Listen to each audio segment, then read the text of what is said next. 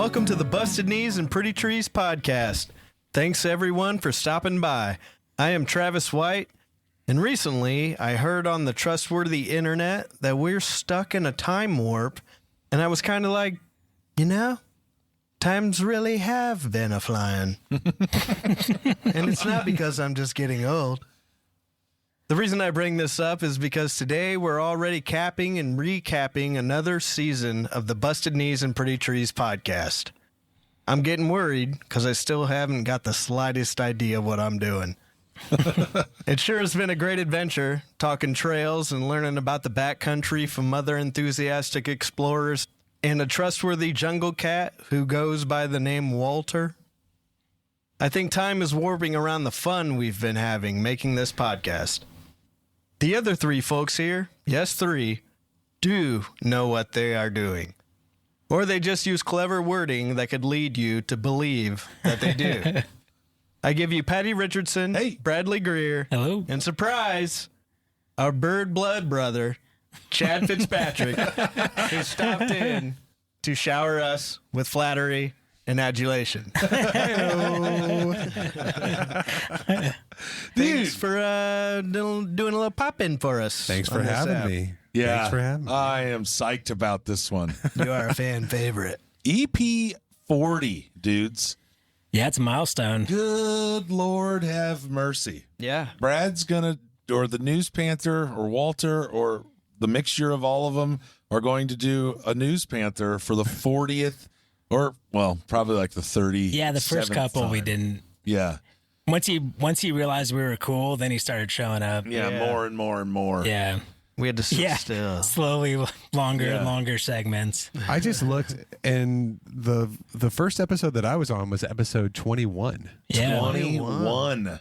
Good Lord. And now we're on episode 40? 40. Yeah. That is wild. And growing rapidly. I remember when we were doing the episode 30 recapping that second season, I kept thinking you were on the previous season. It seemed like it was a long time ago. Yeah. Yeah. It seems like it was 10 weeks ago. You hear me about the time warp? Yeah, I know. I do hear you. I'm not kidding. Dude, happy to have you back, Chad. Thank you. Thanks for Thank being you. here. This is a precious thing. So he's not a two-timer now. He's a three-peater. Yeah. This is insane, dude. First time double? First time triple? Am I hearing that right? Yeah. Yeah. First time double. I'll take it. Last week. First time triple this week. That is great. You're going to the Hall of Fame, You're son. just Love breaking it. records every time you come on. Breaking records, dude. Shoo-wee. And the highest bird count in the room. That's true. That's true. For now. I don't know. Yeah. You guys are attacking it pretty hard. I feel like I can't hold that He's for much getting longer. concerned. I have Corpus Christi coming up. Yep. I think I may have a surprise Charleston trip in September. We have other birding episodes. Yep. Yes. We're burying the lead. Brad and I got new packs. Oh, Yeah. nice. We did. I'm actually yeah. looking at Like, both of them. I that's knew a what was big one. coming. Yeah. I guess that's the biggest one. The Would you- pack, right? Yeah. Dude, I would Yeah. think so. It's Some what's people in- might say tent. Some people might say shoes. Yeah, that's true. Some people might say binoculars. I don't know. Some of them might. Underwear might be a priority. Dude, tell us about your packs, man. What would you get? What were you deciding between? There was this. What was the name of the Durston or Durston. Durston? They had a pack that I really was digging. I can't remember the name of it, but the second pack is this little company out of Oregon, I believe, called Six Moon, and basically it was started by this dude that he was a thru hiker, and of course all thru hikers looking to have better gear and lighter gear and all that stuff, and so he made his 6 Moon pack, and it's called 6 Moon because he said that a thru hike should take 6 moons, 6 cycles of the moon, and that's a thru hike. Wow. Oh, so it's like if you haven't done that, you haven't done a thru hike. Yeah, so that's like 6 months, right? Yeah. That's cool. How much does that old pack weigh? That one is just under 2 pounds. No, not under 2 pounds. It's like 2.5 pounds. I can't remember whatever the translation for ounces that is. It's pretty lightweight, homie. Yeah. I was kind of worried about, because I did I'm generally a person that likes to see it to believe it. So I need to go out and touch it and see it and all that. And this is the first time I just ordered off the internet, and I was extremely worried. I had a little anxiety, like this thing's going to be just miserable. junk. And I opened that thing, dude. I just fell in love. Ear to ear smiling. Aww. Oh, yeah. And I stuffed it with a bunch of pillows to make it look big and full. Yeah.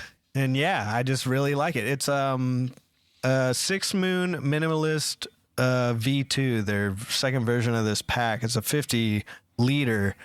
And yeah, I like the way it looks. It's sort of an OD green with like black expandable mesh kangaroo pouch on the back and around the sides, and it's got everything that I think I'm gonna want. I got to tell you, I am also grinning from ear to ear because I have made a mention about this for 40 episodes now, and how excited I was to just finally be around you when you picked up like a new and improved piece of gear. Right. And this is the first time I think I've been able to witness it. Well, I haven't field tested it yet. Well, I like how it looks. Yeah. I don't know if I like how it feels. How does it feel with a pillow in it? It feels really light, and I think I could probably climb a mountain. Nice. It is. I think it says something too that my pack has 25 pounds of gear in it, and Travis's pack has pillows in it. Brad, tell us about your pack. Yeah, so I ended up going with the Gossamer Gear Mariposa 60. Yep. And yeah, same thing. Like I'm super happy with it. I've been wearing it around as much as I can just to make sure I do like it. It did seem like it took me a lot longer to figure out how to adjust all the straps and everything just right. Because at first I think I was tightening the load lifters too tight, and it felt like it was like compressing my torso. Like I couldn't lift my shoulders up at all. Whoa. And then I emailed Gossamer to ask if I need to get a medium, like a longer back size. And he recommended like just loosen the load lifters. And I'd kind of already figured it out by the time they replied. But it was kind of, I guess, made me feel better knowing that's probably what it was. Yeah. And it does feel a lot better now. Nice. And it's cool because it has... You just didn't know what you were doing. Pretty much, yeah. It's just like I think it's just way more sensitive. Like there's a sweet spot for all the straps. Oh yeah. Like it's not as forgiving as like the Osprey. That's what you asked me earlier about fitting it, and I was like, "There's no way I can get that thing fitted without a load, a real life load in it." Yeah. So there's no point for me to really mess around with it too much until I get everything I want in it. It's cool. It seems like in my journey and looking at backpacks, it seems like the new thing is now kind of like when you're buying a car. Like you can get the base model, like manual windows, like everything's basic, but then you can just keep getting add-ons and make it nicer and nicer. And I would agree with that, as long as the baseline price comes down over time. Right. Like I think it's the cost is still pretty farting high at a baseline model, and those add-ons are $30-$40 a pop, so you can quickly reach levels that it's still cheaper than an Osprey though. Sometimes not, man. Like mine, some of those add-ons are like what? Well, so that I think that is one of the bonuses I read about Gossamer is like I got the pack was $315, and then there was a package deal with that came like your back padding is removable, and you can use it as a camp cushion when you're at camp, and you can upgrade to a nicer one because the one that comes with it is like pretty shitty, like it's pretty cheap foam, and the one that I upgraded to is a lot nicer, and so it came with that, some shock cord like compression straps for the big kangaroo pouch on the front. Some clear bags to put in it, like dry bags, instead of using the black contractor bag, and something else. But it was like $42 for all of that. Oh, a little pouch that you can put on your shoulder strap. Like you can fit your phone in it. You can fit your Zen pouch in it if you're a Zen fan. And it's just like, I use it birding. I put batteries and stuff in it. So all that was like $42. And that's not bad. That's not bad. And like extra to get different hip belts, those are $25. Oh, So it's like pretty affordable. Yeah. It's, Yeah, that's kind of the same with this company, Six Moon, is they have those, you can buy different shapes of harnesses and different sizes of hip belts and extra bags and all sorts of stuff. I kind of, I mean, you guys know me. I like to adjust to make like all my own stuff, by tinkering with it. And so this is like the base model, and I get to do whatever I want with it. nice. Pretty cool. That is cool. I'm excited to take her out for a test drive. They look good. They look good. Thank you. Can you upgrade it like after you've had it for a bit? If you're like, hey, I want to get this other hip belt or this other thing in the future. Yeah, Not just for at the time most of purchase, though. Like, I don't know if I can replace my shoulder straps, but the hip belts I can, like all the buckles and everything I can. And there's just a ton of loops to add compression straps over time. Yeah, it's pretty cool. Yeah, pretty sweet. Good job. Good job, fellas. Thanks. I can't wait to join I the did game. it, guys. I bought something new. Yeah, brother, dude. Yeah, and I bought it from an American company, and I felt like that's what I kind of wanted to do is keep it local. Yeah. Like these smaller companies, not the big. I don't want to buy any more North Face stuff. I don't want to buy any more. What? Jesus Christ. Gregory. Travy, where are you? I don't want any more Columbia. What have you Unless they're become? the boots. What a snob. Columbia boots are on sale at Payless. I'm getting them. Oh, nice. Dude, great looking packs. I'm a tad jealous Thank you. because I think this room's going to look a little better with a hyperlight pack in it too. Yeah, for You sure. know what I mean? When are you next tomorrow? No, Right I'll now? probably get mine like sometime in Get that phone the out. end Let's of get July. that. Let's order that I'll right get her now. ordered. Come on now. I have time, baby. All right, two pretty awesome stories. The first one I read into a ton. Like, it was definitely a rabbit hole, but it's still super confusing. So hopefully I'll remember all the stuff I read for when you guys are asking questions. So you guys have probably heard of white nose syndrome in bats. Have you guys heard of that? No. No. Like, I feel like I've seen it in passing. Yeah. It's something it is like a newer phenomenon in the last 20 years. It's a fungal disease in North American bats, and it's killed millions of bats so far. Whoa. And that's like just up to 2018. That's when it seemed like a lot of the studies, it must have like stopped in 2018, and now they're like collecting the next group of data. How many, like what percentage of bats? Yeah, what's a million is bats? that? I'll give you, it depends. Some bats are, so the main part of the story, like, it'll kind of answer some of those questions. Nice, Travis. Okay. I'll Damn, trust you're you. good at this. I'll trust you. So the main like story that took me down this rabbit hole is that 3 bats in Rocky Mountain National Park have tested positive for white nose syndrome. It's the first documented case of this disease, and it's in, I think Rocky Mountain National Park spans 3 counties, and they've found the fungus in caves in all 3, but this is the first one that they've actually found a bat, because the bat's like, it has a confusing name that I'm not even going to try to pronounce, the fungus. Try. But then like the bats will get that fungus and then get white nose syndrome. So in the Grant County, which is like the west side of Rocky Mountain National Park, 3 bats tested positive. This is the 12th county in Colorado to have confirmed white nose syndrome cases and fungus. And it's usually in caves because that's where bats are hibernating and living. All 3 of these bats, they were called long-legged bats, long-legged bats. Legged or legged? I'd like to say legged. I agree. Yeah, legged. All right, so I'll go into a little bit more about white nose syndrome. It's called that because when bats get it, their noses turn have almost like a white powder on it.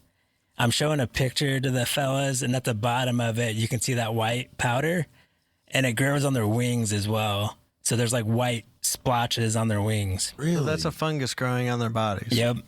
Yep. It was first identified in the U.S. and in North America in 2006 in a cave in New York. There's bats in Europe have it. Like, that fungus is present, but like no bats get white nose syndrome. Like, they must have just evolved to be able to like fight it off. So they think it came over from Europe somehow. And the fungus did. Yeah. Is there any way to combat it? No. No? Oh, sad. It has like its zone that it grows in of temperatures and like moisture levels, which is like any bacteria, like 35 to 60 degrees. Ideal environment. Yeah. And so they can't really like raise the temperature of the caves to try to kill it. And once a bat has it, there's no cure for it. But it is a big thing that like lots of organizations are working to get a cure or to like be able to kill the fungus. Does it kill the bats? Yep. Okay. Does it just overcome their... Well, how does it kill them? We'll get into that. Travis, you are inquisitive at the perfect times, dude. So it's like, to go back to your earlier question, some species of bat populations, there's like, it seems like 3 or 4 species. I can't remember the names of them, but they have declined by 90% within 5 years of the first one contracting it. So it's to certain, it's kind of the weird thing too, is it's like it hits certain species harder than other ones. Some of them can have the fungus on them, but they don't get white nose syndrome. You described these episodes or these stories as going to be awesome. Well, interesting. Intriguing. I heard awesome. Yeah, I may have said awesome. Interesting is awesome. Yeah. We're learning. That's true.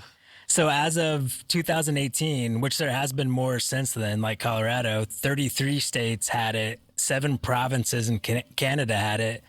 It's mainly like started on the East Coast, like east of the Mississippi, like every state's had it. And now like Washington, Denver, some western states, California have at least the fungus, and some bats have tested positive for it. How do they reckon that fungus has been spread? It's kind of up for debate, but one of the most probably agreed upon is us carrying it in. Well, yeah. I mean, I figured. Because it can live on clothes. It seemed like mainly like gear, spelunking gear. It'll stay on that.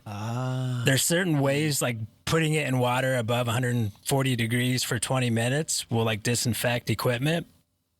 But some parks and caves require brand new equipment. Like you can't even reuse equipment if you want to bring anything in. Yeah, well, that's so it's a fungus that grows in these dark, damp caves, and somehow it's just spreading. It's like in the dirt. Well, I would guess the bats are probably culprits in spreading it as well. They are pretty sure it doesn't transmit through the air, but when it's like a touch. Yeah. They'll transmit it, or if it's on like it's in the dirt and they like eat something that has it, or they land on the dirt and get it on them. So it's a lot of it's like still kind of they're still figuring it out. They don't know for sure. It's a higher temperature. Their like body temperature cannot like kill it.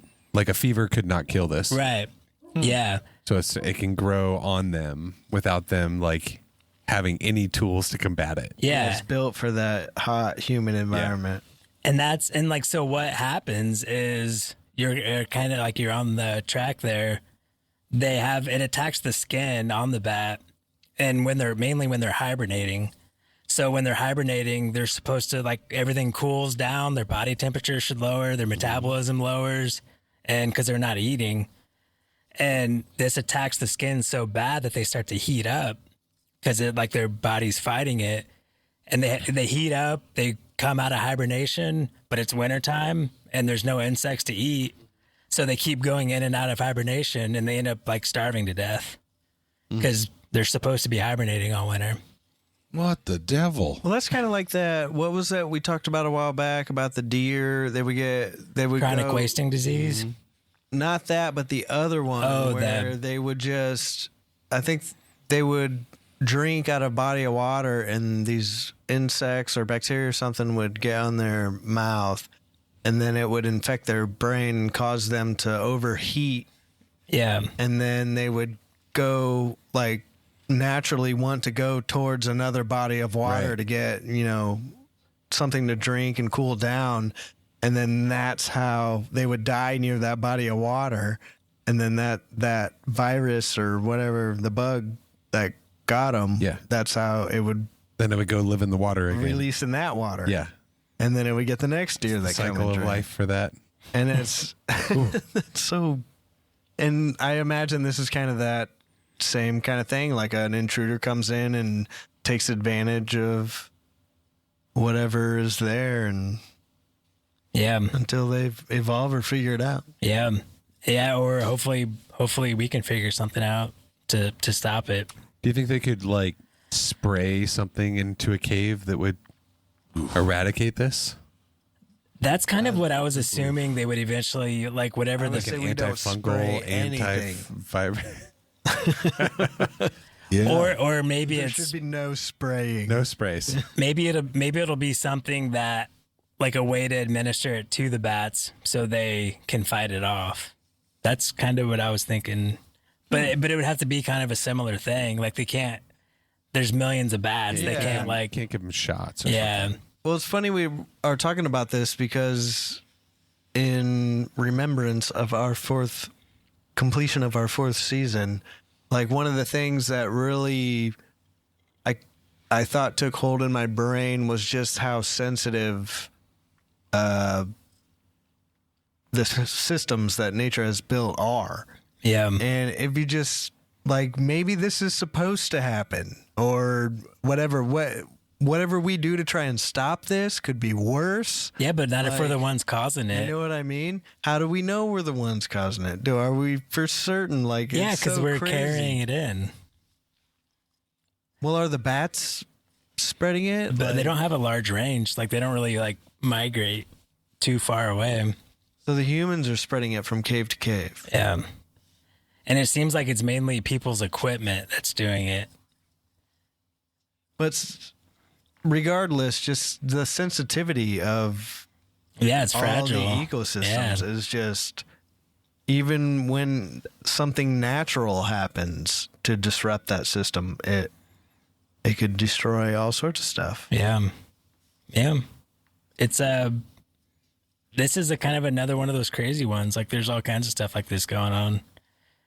But Colorado is home to 19 different native bats, 13 of which are susceptible to white nose syndrome.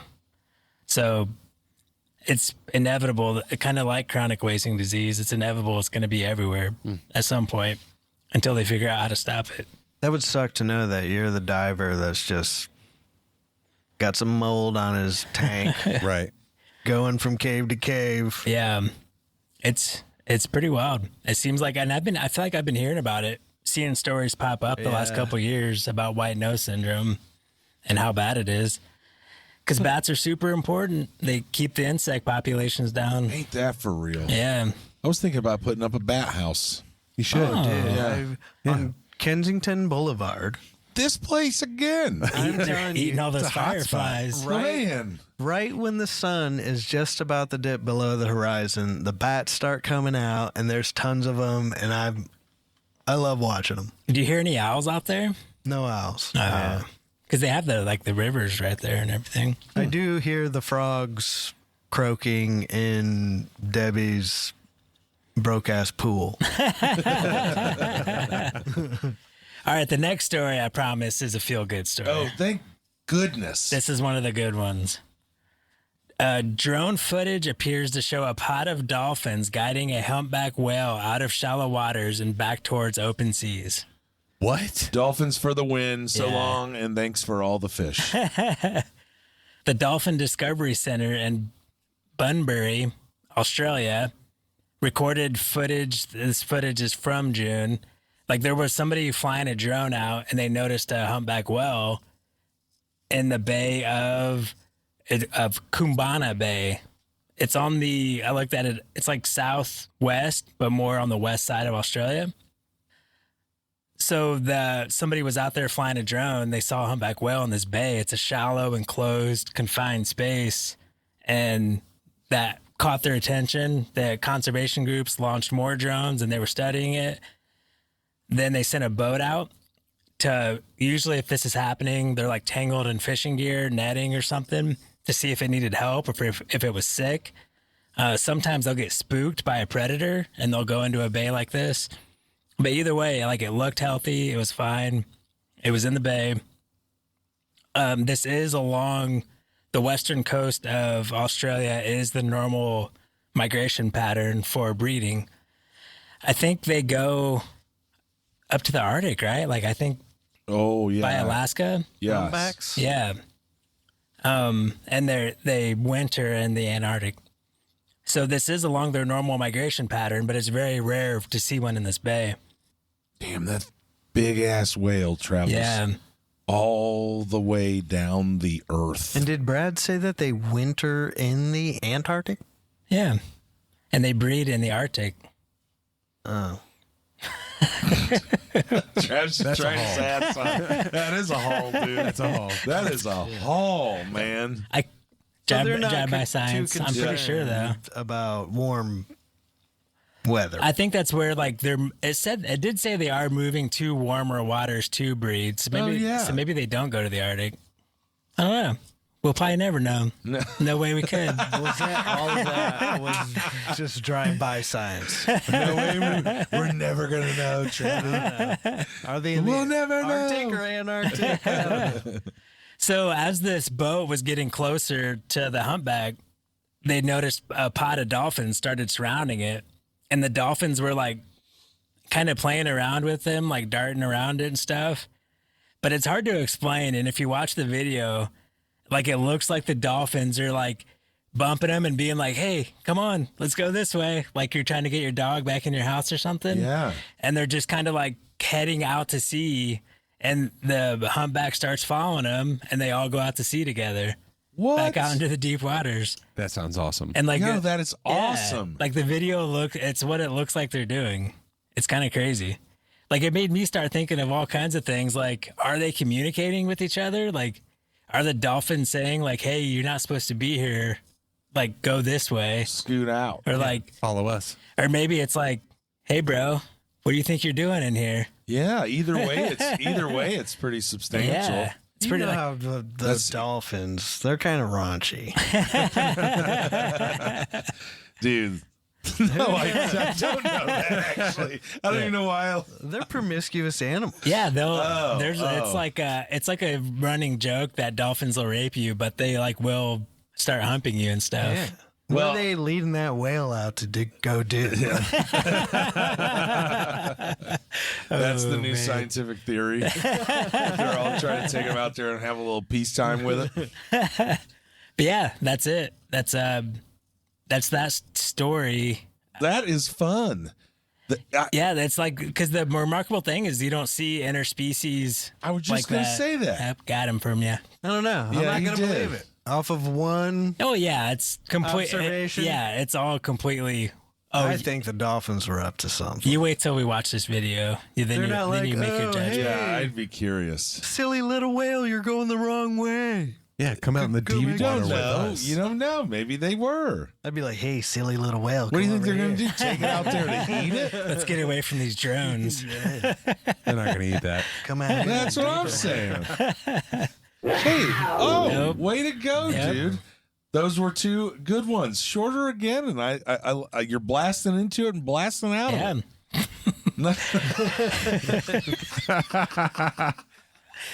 It Just did, like a dolphin. it did make And the whale, I was apparently. thinking about saying that, and then I said no. it did make me think, like, what the hell are the dolphins around San Francisco doing? They're not helping the gray whales Yeah, I know. that are being stranded. Well, maybe they're buddies. I don't know. I like Finding Nemo or something. Hey, where Frank, what the Yeah, fuck? all the species are good. Like, you gotta come over here, Frank. You old fart. You know, we know I you feel like it's just a bunch of dolphin buddies that got a little like playing with it, like freaking based up. Like and the they're band- like, like let's the go see narwhal. what this whale's Yeah. doing. Let's go fuck with this whale. And the monkeys still in the bonobo babies. bonobo babies. That was from this season, by the way. It was. Mm-hmm. Yeah. Well, Bradley, thank you You're for welcome. presenting the News Panther stories. Yep. We're happy to do it. Well done. Quite wonderful. Gets me every time. You know? How vague and or mysterious Brad is with this whole, or the News Panther is with Brad. Whatever, whoever it is. He facilitates. I don't the know news. what you That's don't what get he about does. it. I don't understand. I don't understand. What don't you understand about I don't the News know. Panther? Apparently, all of it. I love him. It.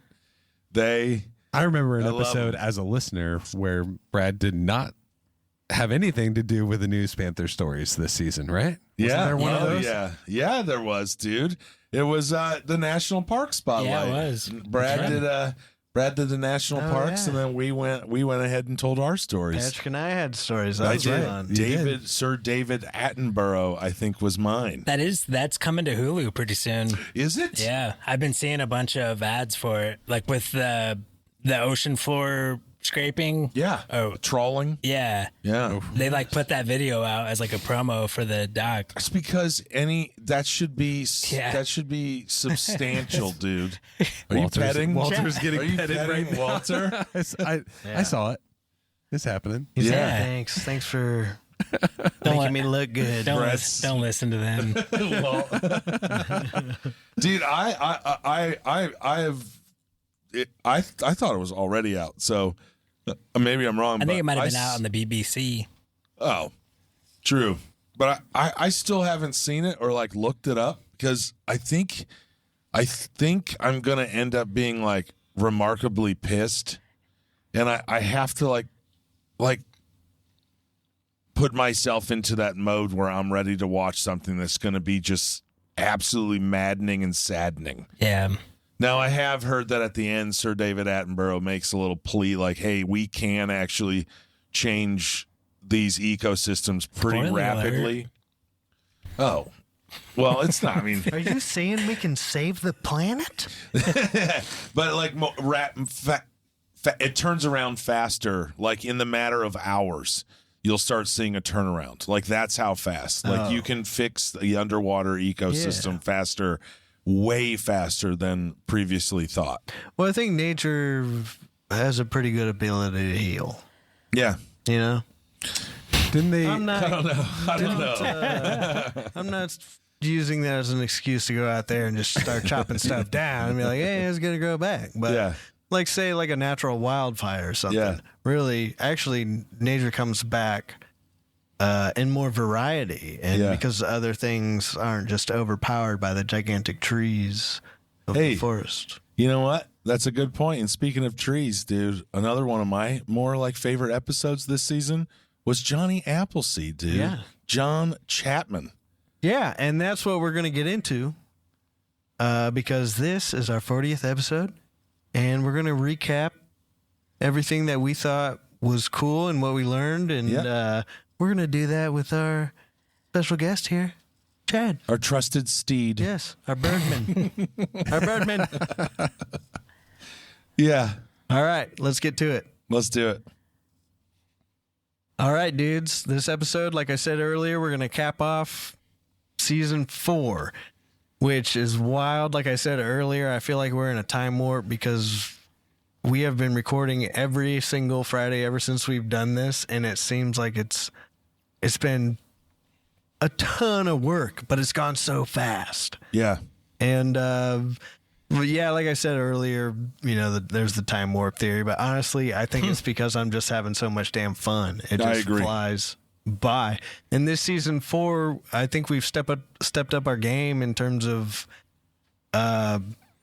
like getting some good, you know, information about the outdoors, talking to more people, and I think we're going to go even further beyond that in season 5. But Yeah, we have a lot. But season 4 has been awesome, and we're gonna kind of go over what we learned and the things that we liked, and I guess what we're kind of gonna keep sticking with. So let's start with you, Brad.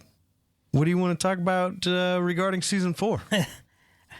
Well, correct me if I'm wrong. There was 2 trivia episodes this season, right? I knew. Yep. Yeah, there right was. off the bat.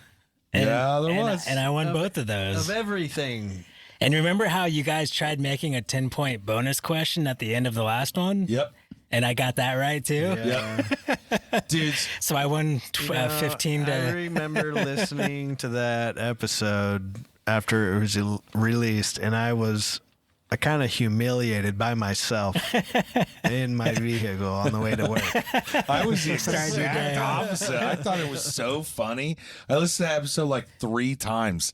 We were just hammering each other, and Brad just kept winning. My favorite part is when I said that it hurts my ego. I don't know. It's just like a really quick part, and I was like, "Man, this sucks." Because Your Valley Girl's coming out. I was blaming. I was like, "How the fuck is Brad winning yeah. so fucking much and all this stuff?" And then And he was like, Travis is "Because I like- know the answer." It's like, "Oh no shit."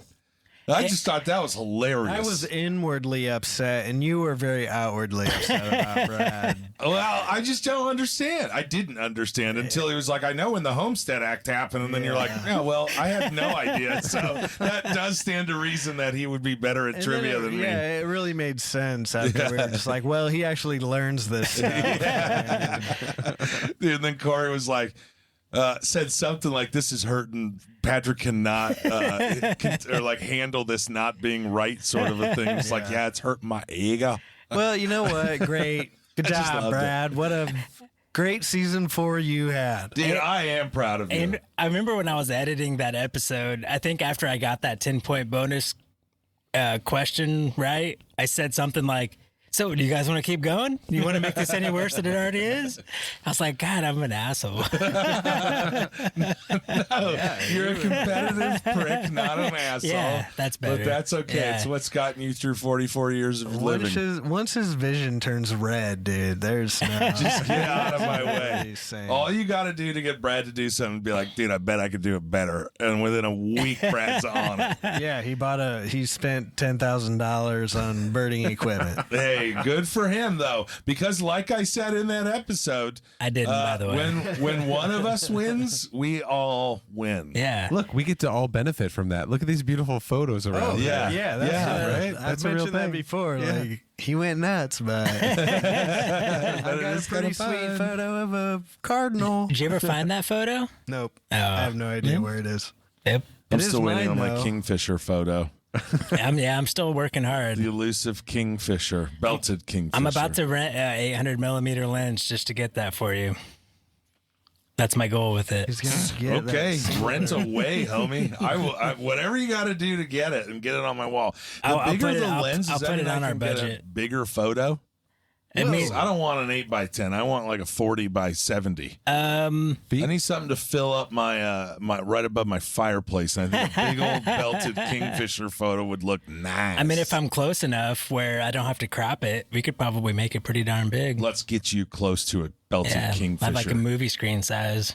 Back to the 4th season, 40th Yeah. episode, dude. Yeah. Travis, what's something that you've enjoyed over the last 10 eps?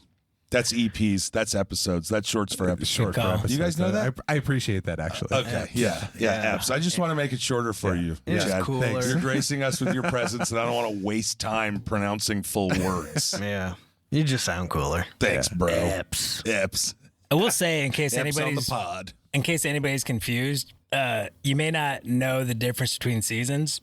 They don't really. There's not a theme to every season. They're every 10 episodes. We just call a season. Yeah, it gives us a chance to kind of recoup, enjoy, plan out the next season. Yeah. So there'll still be an episode next week. Like yeah. nothing really Oh, changes. for sure. Nothing Yeah. changes for the listener. And Fun like, for us. what are the dumb things we should stop doing? Yeah. Yeah. Yeah. And try something new. Let's change it up. Travy, what's something? Well, I was kind of thinking about that earlier, and my biggest, I think, takeaway from this last season kind of comes from the news stories from Walter, and that's just how sensitive all of these ecosystems on our planet are. Because Yeah. I felt like 50% of the stories, the news Panther stories, were like, this species was introduced here and it decimated this. Yeah. Or this species. was American introduced- bullfrogs. Just, yeah, boom. And Yeah. it even happened, or it happens when you're trying to help an animal. Yeah. Like, well, let's introduce this animal to this environment so that they can thrive. Well, they thrive too much. And now this other species is suffering. So, and I just never really thought, like, you always think, yeah, definitely, you know, human interaction is, you know, affects the wild places of this world. Yeah. Obviously. But even like within that ecosystem, within that ecosystem, just like a small change will affect so many other things. Yeah. And even that tree that was like slowly moving its way up a mountain, and that guy discovered it like way higher than they ever thought it grew. Stuff like that. Walking up the mountain. Yeah. A tree. Yeah. Well, think about, like, in terms of a tree like that has been there for, say, 100+ years, that has provided shade for this little tiny spot where all these animals and creatures lived. Yeah. And then lightning strikes, or the tree gets old and it falls over, the wind takes it. And then there's no longer that nice shady area for that little tiny ecosystem, and now it's gone. It turns into another ecosystem that's just maybe not quite as robust or whatever, but fragile. Yeah. It's all everything's so fragile. fucking fragile. Yeah. We have to be really careful of how we manage that. Yeah. We were just talking last week about the white-nosed bat thing that looked like they were snorting blow. Yeah. And that was like white nose fungus. Yeah, the fungus that would spread from spelunkers that would get it on their gear and then go from one cave to another. Yeah, it's just so fragile. Which is such a wild thing, and you would never think about that. Yeah, it's not stepping on it. It's not accidentally swatting or hitting with your car, No something physical like that. It's just being in that environment that you shouldn't be in. That stuff's crazy. I do agree with you that humans should not be in those water-filled caves. Yeah. Like, what the fuck are you doing? My lord. Oh, I got to squeeze. I have to let out all the breath in my body to squeeze through this hole? Dude, no. Did you see that story about that guy in that peanut butter cave? The dude that got stuck? That gives me anxiety just looking at it. Oh, like my a cartoon gosh. image of it. I don't know about it. Dude, they would do it as a family, and they were going into this cave, and they said that they've done the cave or something like that, but it was this peanut butter hole or something like that because it was mud, and the guy went down it face first, and there was no exit there. It was like a dead end. It was a dead end. But something, I don't know how, his diaphragm came out or something, where he was stuck upside down. And because of like the journey to get to him and then the pull, like to pull him out would have just ruptured like his whole diaphragm, right? Because they would have had to pull it right through his rib cage. So he just died down there. They were monitoring the whole time as he was slowly passing away. He was going into like hallucinations and frights and things like that. Like terrifying. It's and like Brad said, if you look at the photo, like you could look at a cartoon photo of it, and it's like Jesus criminy. Yeah, I don't think there's an actual photo. Oh, that's true. Yeah, you can see like his feet in the cave, but they have like an image of like what that profile would look like, and it is just like daunting. So yeah, dude, you just don't go down there. Nah, we're not meant to be there. And I totally agree with you. I think like a trend over all the episodes, including this season, has been very much us learning about these ecosystems. And I just put up a picture of the guy. Look at that, dude. Very graphic picture there. Look at that. I can't imagine I told a you worse it's- position to be in. I told you it's a cheesy, but like It is a cheesy photo. that is there's a dude down there. Stuck like that for 27 hours? Yeah. Is that real? Yeah. They couldn't do Did anything they with leave him. his body down there? I believe they Yeah. can't get it out, man. Yeah, pretty crazy. Like she's stuck, and that sucks. He was down there with his dad, I think. That's terrible. Just terrible. And he just had to slowly go. And they were talking the whole time, monitoring the whole time. It was crazy, dude. Crazy. Stay out of The caves. angles just Gives don't me the line up. EBGBs. I will never be in a cave. So I will never pass white nose blow syndrome to Yeah. to a bat ever. I know you have a story about you having to breathe to get through a hole in a cave.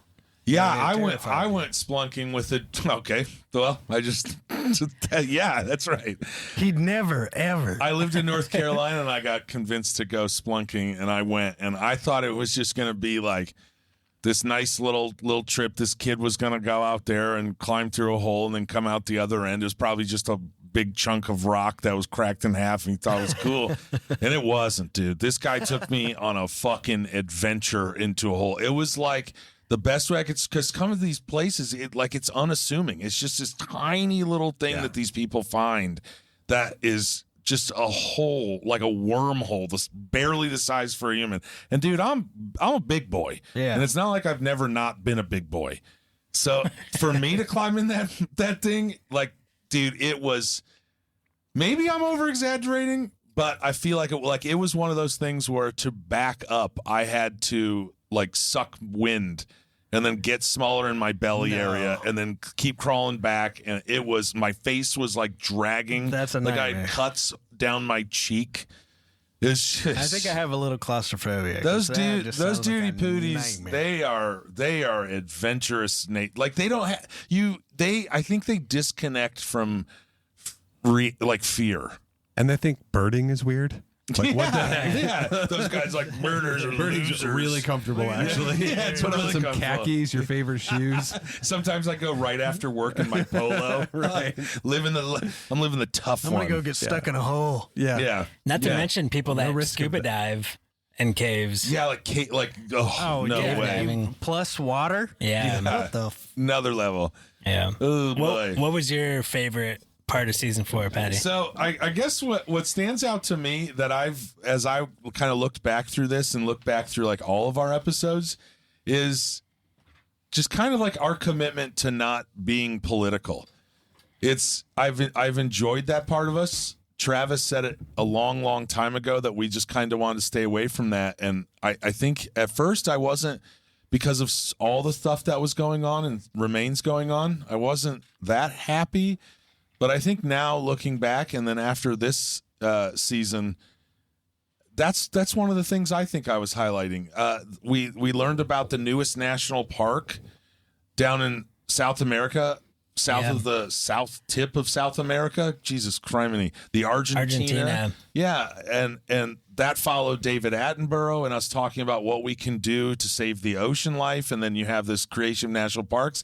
And then all the different news stories that you've had, or Walter has had, where we know that an animal's going extinct, or the Guam kingfisher, all of these different things we've talked about. And I think there's this lineage to how all these stories go, is there's always somebody or some people that are doing everything they can to study and help out. Yeah. So in terms of like what I enjoy, what I take from your parts of it, or Walt's parts of it, or whoever's part of it, is it gives me a sense of like calmness. Like I could go read the news articles, find out what Trump's doing or somebody's doing, and it's all fucking terrible.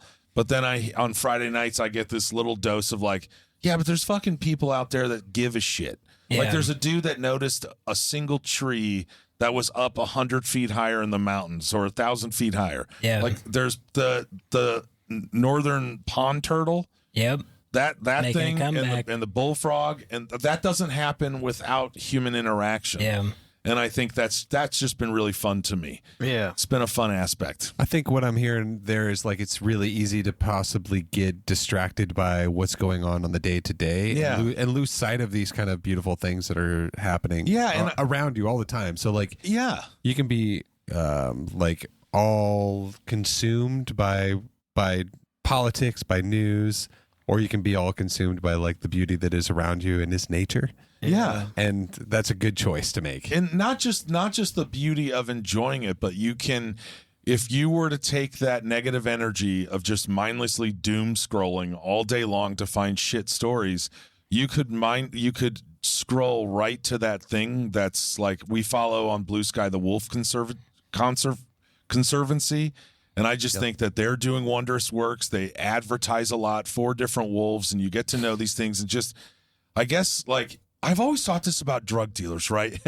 This is bad. I know that was kind of a divergent, but if a drug dealer were to took that same chemistry mindset, that same dealer mindset, and apply that to knowledge that is legal or that does really good for humanity, then it would be wondrous.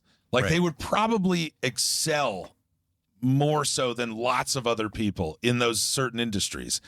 And yeah, doesn't Freakonomics talk about that? Oh yeah, like Freakonomics they're does. like some of the best businessmen in the country. Yeah. Yes, If you put the hustle towards something that's legal, Yeah. like you're gonna freak out. Yeah. Yeah. So instead of just doom scrolling or trying to be a hate writer online, use that energy to find something in nature or in the outdoors or in the backcountry that you believe in and want to see reverse. And you can always get to be a part of something like that. The Indiana Audubon Society, the Kankakee Sands, we'll meet with those people next season. But those are different places that don't just get bogged down in the negative, and they choose to not just look at the positive, but fight for the positive as well. Right. And and I think that we kind of do that in a way. And that's what I'm saying is that we're not just another doom scroll for somebody. Yeah. We're somebody, it's nice for me to know that we're something that brings a little bit of light to that. Yeah. Yeah.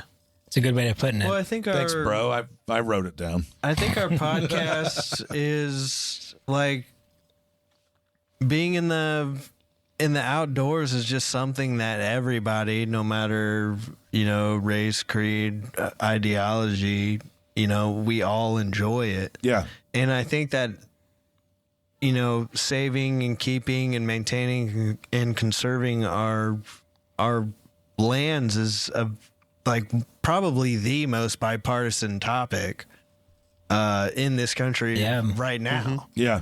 And so I think we're all on the same page when it comes to that. And at least the people are bipartisan about it. Yep. yeah, Maybe not our political leaders. Absolutely. And that's really the people are America. It's not our politicians. Yeah. And and it does offer us an escape. It offers us. For me, it really is sort of a meditation and just disconnecting from modern civilization is just a recharge that I don't think a lot of people understand. Yeah. And you get back from that trip and you're just like, I've seen the world. Yeah. I'm ready. I can do whatever. Oh, this is nothing. Yeah, I agree. So it's a magical thing, and I think at everybody's heart in this country, we all want to maintain that beauty. Yeah, even if you don't take advantage of it, you still want to know it's there. Yeah. Right. It's being taken care of. You can look at it as you're driving down the highway, and it's still like, whoa. Or racing through Grand Teton National Park. Yeah, good call. Yeah. I mean, it's breathtaking at, 30 mile an hour or 120. Yeah. Chad, what's your favorite part of last season or this season? Well, mine's definitely going to probably drift towards the birding side of things, kind of watching you guys from listening, I guess, from the that side of things, just listen to you guys grow interest and grow in perspective and just kind of like where you guys fit into all of that.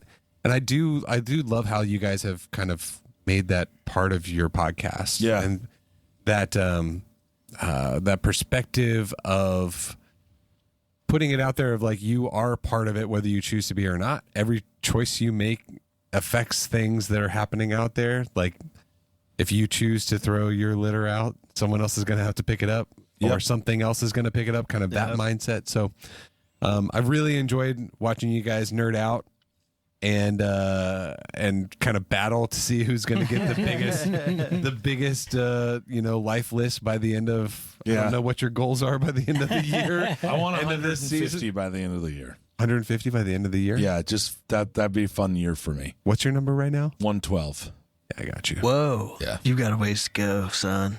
Yeah, I have the rest of the summer. I mean, dude, I've been a little bit busy at work, so I haven't been able to do jack shwee. You are going to be on Isle Royale. I will be on Isle Royale.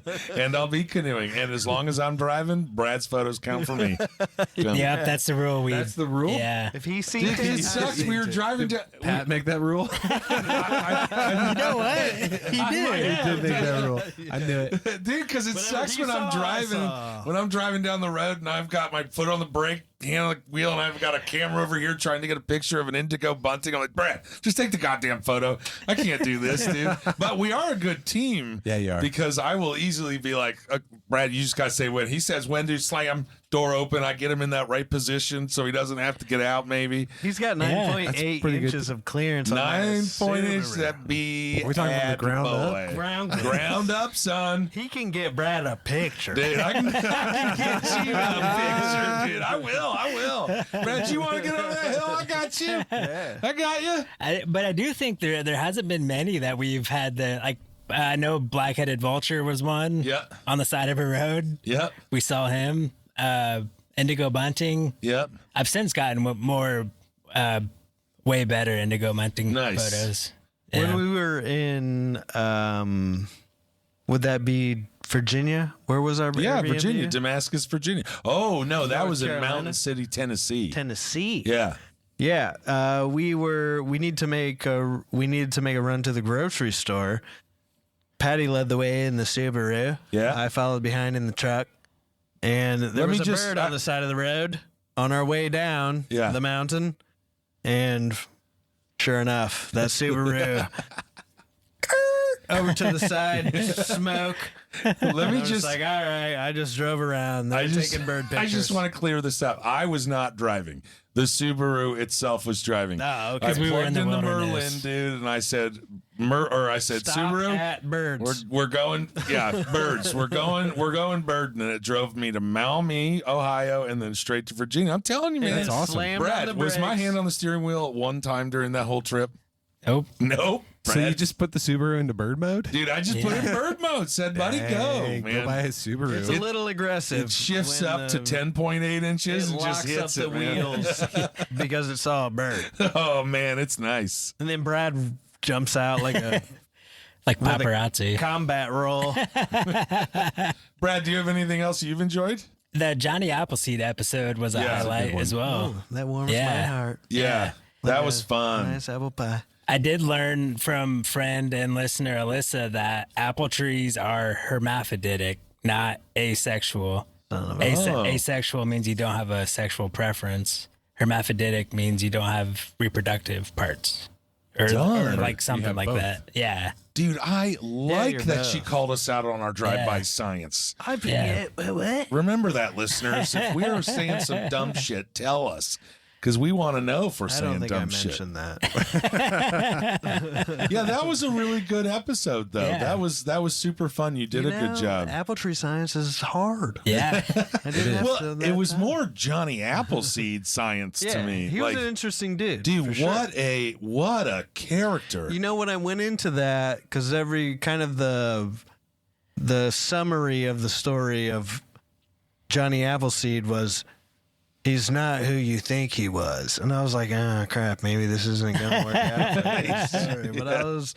But he still was like, it seemed like a lovable person Yeah. that people liked to, interact with, but he was also a successful entrepreneur. Yeah. And so, I mean, heck, that's pretty cool. The other day I was thinking about him, and I'm not sure if you guys remember the Will Ferrell skit, I'm Gus Grissom or something like that, whatever. I can't remember his name, but do you know what I'm talking about? Gus Grissom, you got him. Okay. Yeah. Well, Gus Grissom is the astronaut. Is that not who you're talking about? I'm Gus Chingles or something like that. But where he's an old miner guy. It's an old Will Ferrell SNL skit. And for some reason, like, I was thinking about Johnny Appleseed, like, in my sleep or as I was falling to sleep.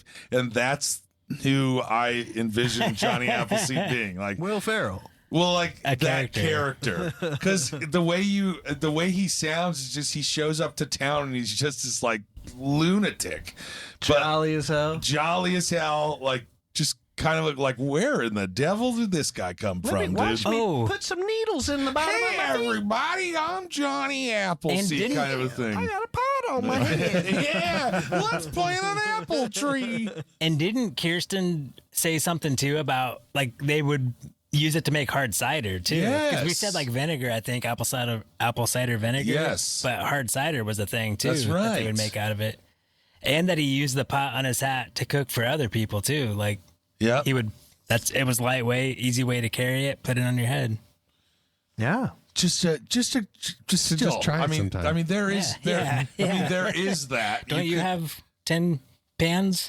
Yeah, what 10 copper? I have copper. What's Cast iron. okay. Yeah. Oh, they're tin lined. Dutch oven. But yeah, still, it takes quite the eclectic person even back then to be like, you know what? I could put this over my shoulder. Yeah. Or I could put it on my head and walk around. What do you think if he just kicked it out, the idea of just like, hey, let me cook you this thing right off the top of my head? It's like, no, thanks, I'm good. He's like, no, I'm going to cook you this thing. I'm going to do this. A moth flies off his scalp. No, thanks. Extremely interesting. You gonna boil that? John, you don't have to. Yeah, I'm fine. John, I'm fine. I'm fine. Everybody loved John. If John showed up here, I'd be like, cook us some pork and beans right there in your cabin. And instead, he's like, how about apples? Yeah. Boiled apples. You ever had stewed apples? Oh, my God. Fantastic. Travy, what's another one from you? For season 4. No shit, Travy. Yeah. Well, this is season 4 recap. You want to recap season 6 if you'd like? well, I can't Can't share that. do that. We did have But the. it does sound like season 6 is going to be pretty exciting. Yeah, it does. Anyway, I think one of the other things about season 4 that affected me personally was just my willingness to go ultralight. You did pick that up this season, Yeah. dude. And because we had some good gear episodes, and I just kept thinking, my knees are pretty busted. Yeah. So I was like, you know what? Screw it. I'm not gonna go looking for discount main 3. I'm gonna get something that's good in quality, that's gonna be low weight, and that's gonna save my knees, because pounds equal pain, and I need to do everything I can to pretty much reduce the poundage. I'm with you on that. I like. Yep. I think you're making a great decision. Yeah. I bought this pack we talked about earlier. I am now in the system. Yeah, you are. Yep. What I'm curious about is that if you end up stopping with just your core 3, because I imagine, Brad, does that not kind of travel on when it's almost like when you clean, and then there's that other thing off to the side of what you just clean. You're like, oh, if I just clean that, then the whole room will look good, and then the hallway's a little dirty, so then you clean the hallway.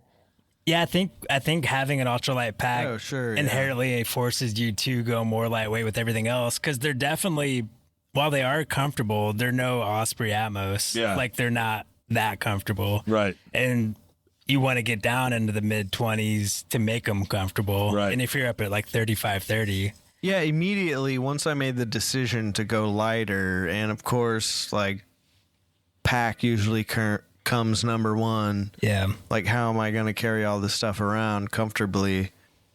That automatically, sent forward the decision to make or to get another tent. Because what's the point of only dropping, 2 pounds when 2 you can pounds drop on 4 my pack pounds. if I'm just going to carry the same shit? Yep. Yeah. So now I'm committed, and so I'm Pot committed, dude. I have a couple of tents that I've been looking at. Yeah. You've been shopping? I'm pretty excited. That's I have been for shopping. season 5. But then I'm gonna stop. I'm gonna get a new sleeping mat. I think my sleeping bag is pretty good. It's a good weight. It's North Face, by the way. Yep.